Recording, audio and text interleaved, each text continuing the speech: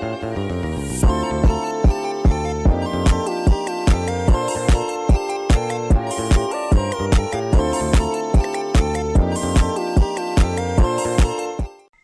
ini kita akan belajar tentang analisis regresi linear berganda dengan variabel dummy. Jadi ya, di dalam metodologi penelitian dikenal ada sebuah variabel yang disebut dengan dummy variabel atau variabel dummy atau disebut juga variabel boneka. Nah, variabel ini bukan jenis lain dari variabel independen maupun variabel dependen, namun menunjukkan sebuah variabel yang nilainya itu sudah ditentukan oleh peneliti. Untuk pengertiannya, variabel dummy sendiri adalah jenis variabel yang digunakan dalam analisis statistik untuk merepresentasikan kategori atau kelompok. Jadi di variabel ini mengambil nilai 0 atau 1 untuk menunjukkan ada atau tidaknya kategori tertentu dalam suatu data. Nah, dalam analisis regresi, variabel dummy ini digunakan untuk mengubah data kategorikal menjadi data numerik sehingga dapat digunakan dalam regresi. Oke, seperti itu.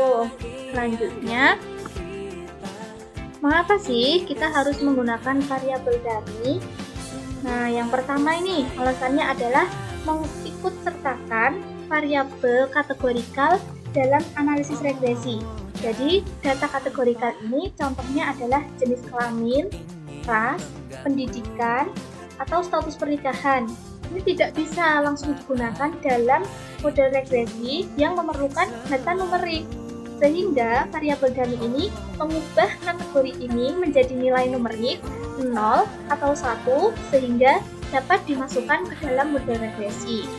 Alasan yang kedua, mengapa menggunakan variabel dummy, yaitu untuk mengukur dampak atau efek dari kategori tertentu di dalam model. Nah, misalkan dalam analisis gaji, ingin mengetahui ada nggak sih perbedaan antara gaji laki-laki dan gaji perempuan. Nah, dengan membuat variabel dummy ini untuk jenis kelamin, kita bisa mengukur ada nggak sih perbedaan rata-rata gaji antara laki-laki dan perempuan. Untuk nomor 3, yaitu menyederhanakan interpretasi hasil analisis dengan memisahkan efek dari masing-masing kategori. Jadi, variabel dummy ini membantu dalam memahami dan menjelaskan hasil analisis statistik dengan lebih jelas dan terpisah untuk setiap kategori dalam video dalam variabel kategorikal. Oke, misalkan kita memiliki variabel kategorikal pendidikan dengan 3 kategori, SMA, S1, dan S2. Kita ingin memahami bagaimana tingkat pendidikan mempengaruhi gaji karyawan. Jadi hampir sama ya untuk alasannya mengapa variabel dummy itu digunakan dalam model regresi. Ya, seperti yang saya katakan tadi. Selanjutnya ada dasar pengambilan keputusan. Nah, dasar pengambilan keputusan model regresi variabel dummy ini ada 2 cara. Yang pertama adalah dengan melihat nilai signifikan. Jadi, apabila nilai signifikannya itu kurang dari 0,05, maka terdapat pengaruh antara variabel X, variabel dummy terhadap variabel Y. Jika nilai signifikannya itu lebih dari 0,05, maka tidak ada pengaruh variabel X dan variabel dummy terhadap variabel Y. Nah, untuk cara yang kedua, yaitu menggunakan atau membandingkan nilai T hitung dengan T tabel. Nah, jika nilai T hitungnya itu lebih besar dari nilai T tabel, maka ada pengaruh variabel X terhadap variabel Y. Nah, apabila nilai T hitungnya itu kurang dari T tabel atau lebih kecil dari T tabel, maka tidak ada pengaruh variabel X terhadap variabel Y. Seperti itu. Selanjutnya ada interpretasi atau output dari model regresi variabel dummy. Nah, yang pertama itu outputnya ada variabel enter atau remove. Nah, ini menjelaskan tentang variabel penelitian yang kita gunakan. Apa saja sih? Nanti kita akan muncul hasilnya apa saja. Yang kedua, outputnya ada model summary yang menunjukkan angka korelasi. Jadi menjelaskan ada nggak sih sebenarnya korelasi antara variabel independen dan dependen itu, juga variabel dummy-nya. Terus yang ketiga itu ada outputnya ANOVA yaitu untuk melihat derajat kebebasan pada saat mencari nilai tabel. Jadi ANOVA ini digunakan apabila kita ingin menginterpretasikan hasil dengan membandingkan nilai tabel dan penghitung. Atau ANOVA ini juga bisa melihat bagaimana pengaruh secara simultan antara variabel X, variabel dummy dengan variabel Y. Nah, ini yang keempat ada output koefisien. Nah, itu menunjukkan persamaan regresi, nilai signifikasi, dan nilai dihitung. Jadi, bisa dilihat dengan nilai signifikasinya tadi, apakah variabel-variabel itu mempengaruhi secara parsial terhadap variabel Y. Oke, mari kita coba di aplikasi SPSS. Yang pertama, kita buka aplikasi SPSS terlebih dahulu. Jadi sambil nunggu aplikasi SPSS-nya, kita review dulu ya datanya. Yang di aplikasi Excel tadi sudah saya siapkan. Ada variabel dummy-nya itu status perkawinan dengan kodenya kalau 1 berarti sudah menikah, kalau 0 berarti belum menikah. Untuk variabel X1-nya ada penghasilan dan variabel X2-nya ada jumlah tanggungan, kemudian Y-nya adalah pengeluaran. Dengan model regresi, untuk regresi yang analisis linear berganda, yaitu Y sama dengan A plus B X1 ditambah B X2. Jadi pengeluaran sama dengan alfa ditambah beta kali penghasilan ditambah beta dikali jumlah tanggungan. Kalau untuk model regresi variabel dummy-nya, bagi yang sudah menikah itu kodenya tadi 1, jadi Y sama dengan A plus B X1 plus B X2 dikali 1. Untuk model regresi bagi yang belum menikah, ini kodenya 0 yang belum, adalah Y sama dengan A ditambah B X1 ditambah B X2 dikalikan 0 karena belum menikah. Selanjutnya kita akan input data dari Excel ke aplikasi SPSS.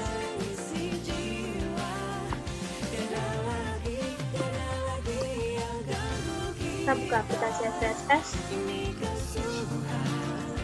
Kita paste di sini. Jadi untuk menginput data itu ada dua cara. Ada yang langsung menuliskannya di sini, ada juga yang dituliskan di Excel terlebih dahulu, lalu kemudian baru di copy ke aplikasi SPSS. Setelah kita input datanya, kita akan mengganti nama variabelnya. Di sini variabel view. Oke, yang pertama tadi adalah variabel dummy-nya dengan kode D. Ini X1,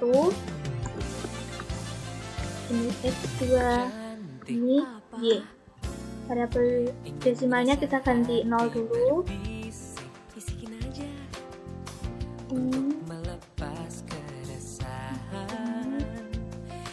Semuanya kita ganti 0 ya. Untuk labelnya D, itu variabel dummy-nya tadi adalah status perkawinan.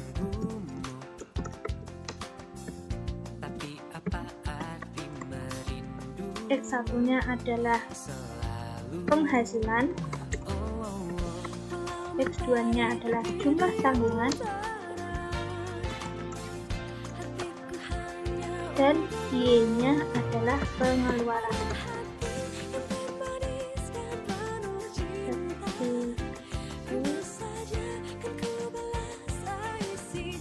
Oke, setelah ini kita langsung saja untuk menganalisis.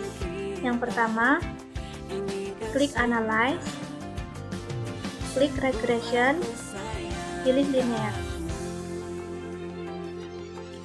Kita masukkan variabel Y ke dependent, ini, yaitu pengeluaran ini, dan variabel X serta variabel dummy-nya kita masukkan ke independent.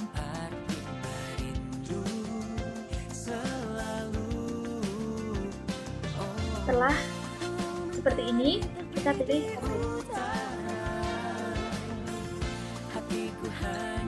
kita tunggu sebentar. SPSS sedang mengolah data kita.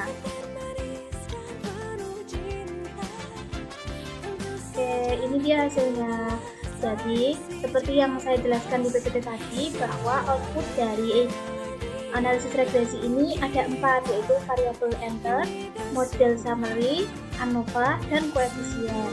Untuk analisisnya, variabel enter ini berisi variabel-variabel X yang ada di data tadi, yaitu ada jumlah pengangguran, status perkawinan, dan penghasilan. Model summary ini untuk mengetahui korelasi antara variabel X, variabel dummy dengan variabel Y. Dilihat dari nilai reduce R² ini sebesar 0,847 atau sebesar 84,7%. Artinya ada korelasi sebesar 84,7% dari variabel dummy, status perkawinan, jumlah tanggungan, dan penghasilan terhadap variabel Y atau pengeluaran. Untuk ANOVA, ini kita lihat nilai signifikannya sebesar 0,002 yang artinya kurang dari 0,05. Jadi secara simultan penghasilan, jumlah tanggungan, dan status perkawinan itu berpengaruh terhadap pengeluaran seseorang. Untuk koefisien ini menjelaskan secara parsial ya antara variabel yang satu dengan variabel Y. Ini yang pertama ada status perkawinan.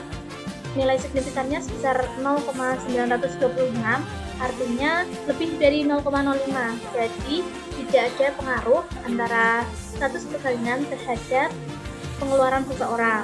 Dan untuk variabel penghasilan, nilai signifikannya sebesar 0,577. Ini juga lebih dari 0,05, jadi tidak ada pengaruh antara penghasilan dengan pengeluaran seseorang.